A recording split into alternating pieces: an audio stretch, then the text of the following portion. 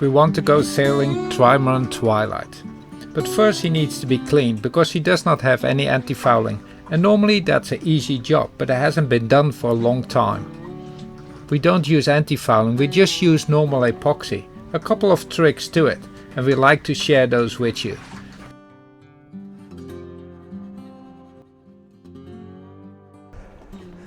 Good morning. I'm gonna put Twilight next to Dawn because we have a plan. All this work sometimes gets a bit boring and we want to go sailing, but for that she needs a clean.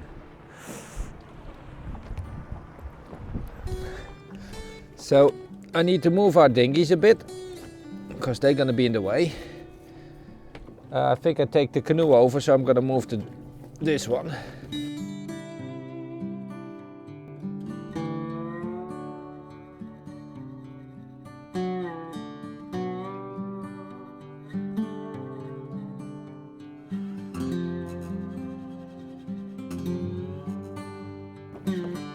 Okay.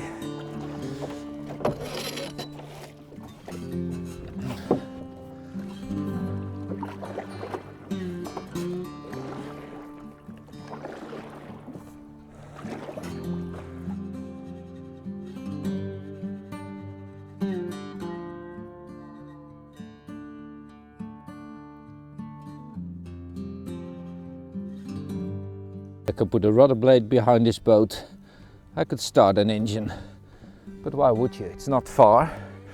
All we need is enough rope. Let's see if I can still do bowling in a better way. Yes.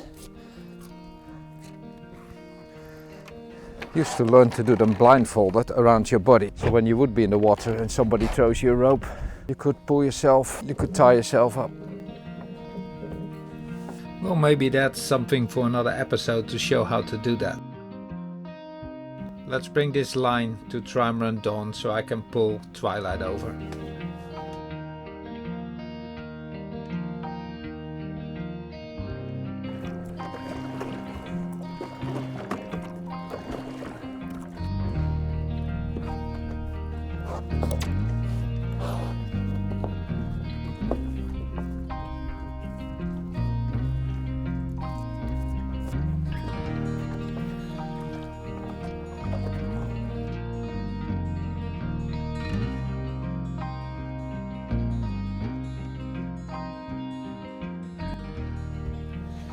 And this heavy boat moves so easy.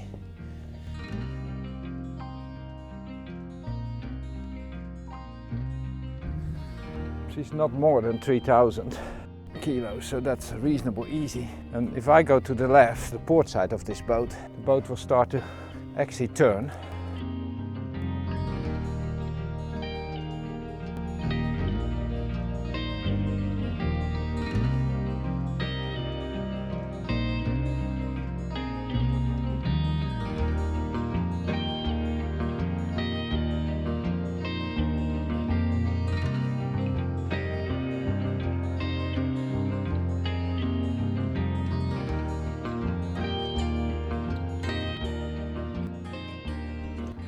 Go gentle because the 3,000 kilos want to keep on going.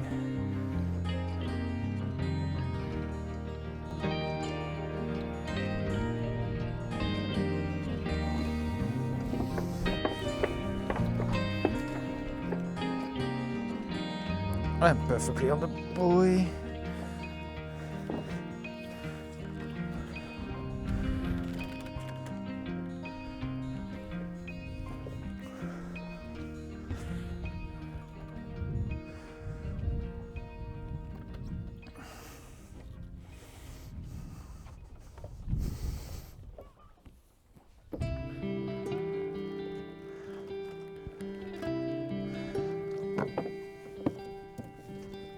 Now quickly get a line from the back because the back may want to blow away in the wind.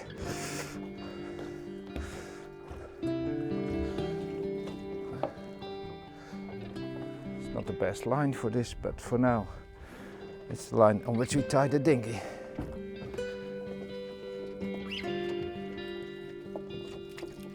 Should have prepared that. Bit silly not to.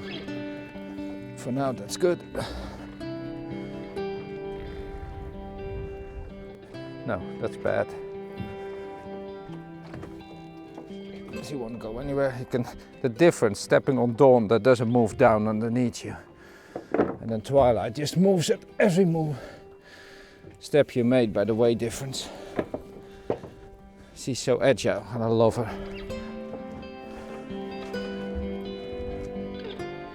Come back. Perfect.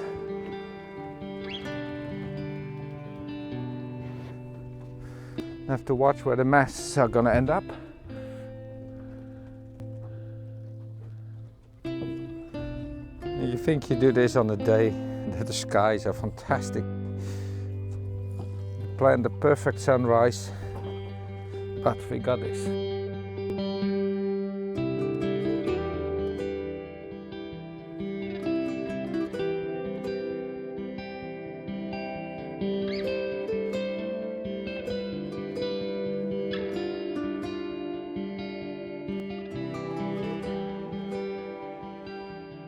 Well, that's basically job done. I'm not sure how far in an angle we're gonna go, quite a bit. But we've slapped on the sandbank, and that's never gonna make this mast touch that. That's what I hope. At least not gonna it's not gonna come that close, I think. We will see. And then I will tie a line from the top of the mast to the base of Dawn's mast, or stays. And that means she could never fall the other way, because she will fall on that float, but a tiny bit of wind. If I step on the other side, she goes the other way, and that would then obviously be a big drop if you're laying on a sandbank that's already like that. And laying like this, and this becomes quite high. But I'm excited. Being able to sail again, that'd be very, very nice. Hey darling. Hey, good morning. Coffee on Twilight again. I think yours is that one, but I'm not sure. Oh, we'll see. Good morning. Careful, boat slippery. Yep. Is Twilight going to end up at a huge angle? Yep. Okay. The whole boat was brown from that Sahara rain a couple days ago. You already did a great job cleaning this, darling. Thank you. That's a real disadvantage from being here. Cheryl used to run a cleaning company here, and when that rain comes, everybody calls. Everybody, because it's just like a very fine, well, you could see it looked misty. A very fine terracotta colored, clayish dust that's stuck everywhere on your boat. And yeah, it's a very good reason to get a water maker in Twilight, in Dawn operative. Yeah, so that we have a brand new water maker for that boat, making 30 liters of fresh water from the sea an hour on only 9 amps.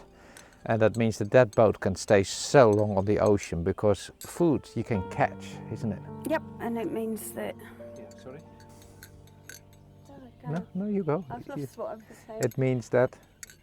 Yeah, it means you can rinse things off, and that you can keep the sails clean, and yeah, when you get Sahara sand, I can actually wash the boat.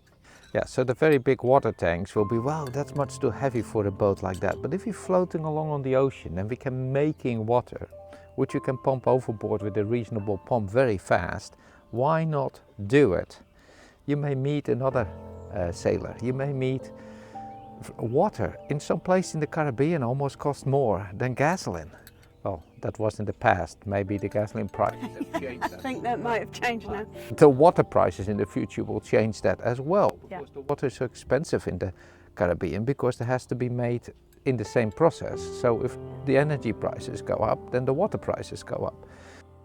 Your own water maker, fantastic. Now, spoken with sailors that say you can catch rainwater.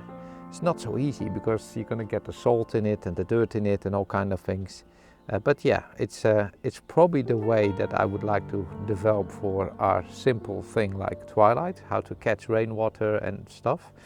we're thinking about, we're actually thinking about gunnels on the bottom of the sail. That if we are sailing, that the water that comes against the sail runs down and gives us fresh water. I have a question for you guys. How long shall I let my beard grow? What do you think? Your beard? I like you with the beard, and I like you with the long hair. I'm going to have breakfast now. Good. But isn't this a wonderful place to be? Follow the next one. You're going to tell people about what you found under the boat the other day.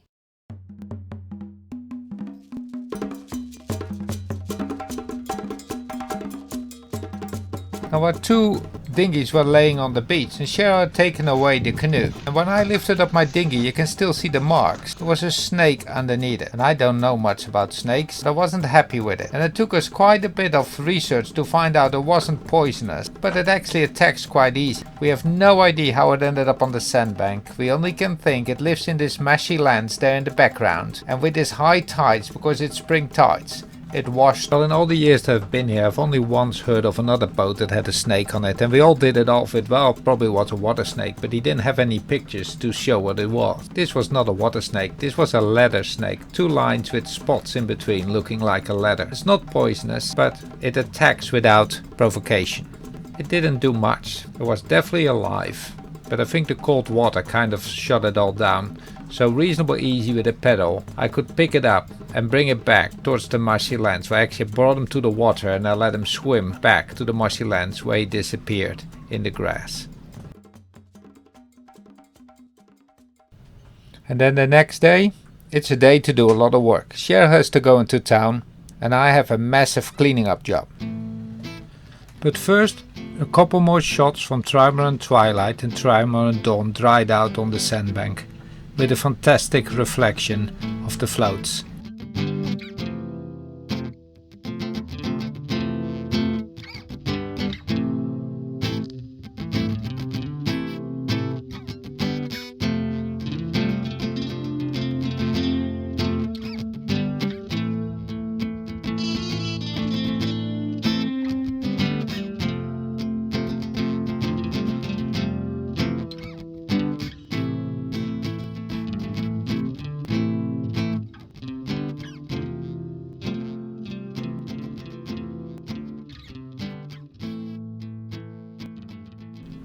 What I don't like is this brown-green color stuck to the beautiful red underwater ship of Trimaran Twilight. I should have done this all earlier when it was still wet. Now it's dried up. I first have to make it wet, get it to soak full and soft again, and then scrape it off with a scraper. Now if this was anti-fouling, you would scrape the anti-fouling off, and normal paints are not hard enough. And a 2-pack polyurethane cannot be used underwater. It would make bubbles and also would come off. But this is epoxy, and epoxy can be underwater. And this is exactly the same epoxy that I'm using in my water tanks. If I can drink it, I can eat from it. It's epoxy with a pigment for the color. It's so hard, you can just scrape over it, get your barnacles off. Nothing of the epoxy comes off. I'm just giving back to nature what nature gave me. And there may be a bit of work, but I'm not polluting the sandbank, and that gives me a very good feeling. And it gets so clean that I can basically eat whatever grows on my hulls. If you float around in the ocean, all kind of things grows to the bottom of your boat. And one of the things is a special kind of mussels that are actually a very expensive delicacy in many countries. And when there's stuff growing underneath a boat, even when there's nothing, fish hides underneath it. But fish definitely comes towards what's underneath your boat and eats from it. We can eat a fish, but not when they've been eating stuff that has antifouling in it. One of the things I love to do in the ocean, just to enjoy myself, but also because it gives food, is when I see something float, I try to get windward of it and let myself drift towards it and see all the fish that are underneath it, obviously only when it's something small and won't damage my boat. But I'm amazed how much fish there's underneath. and they normally quite easy to catch. And that's in our plans, but that's for another episode. But when it's all cleaned up, I can lick this stuff. It's just epoxy, there's no poison, and I'm actually proud of that. Because somehow we need to stop polluting, and I understand that not everybody has the time to do this. And I'm basically doing it also for another reason. I want to learn how to eat from what I can catch on the ocean. And this is another reason why I stopped putting copper inside the epoxy.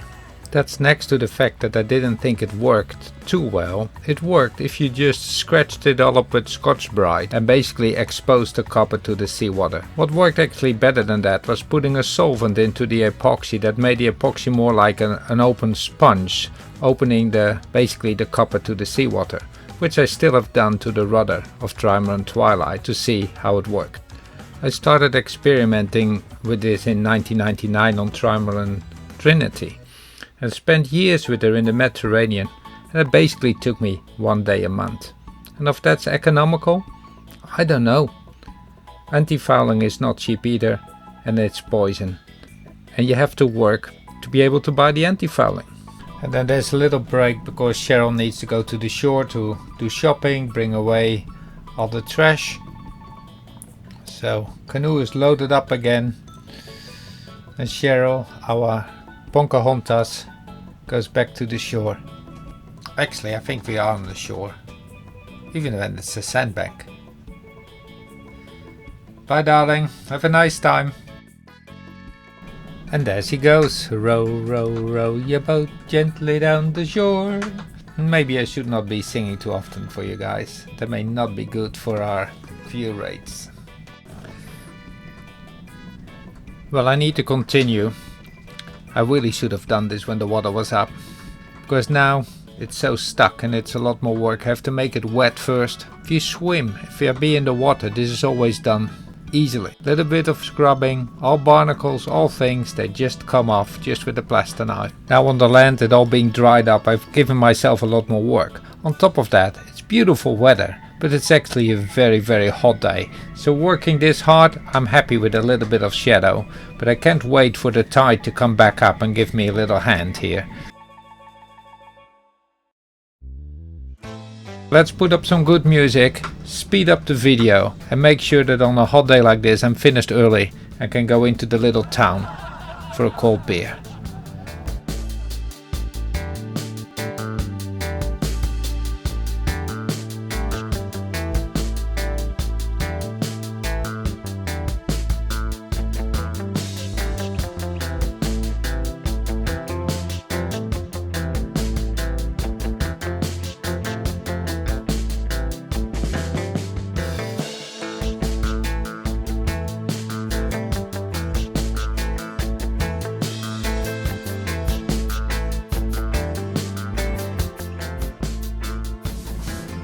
Well, it took a bit of hard work, but it all worked out.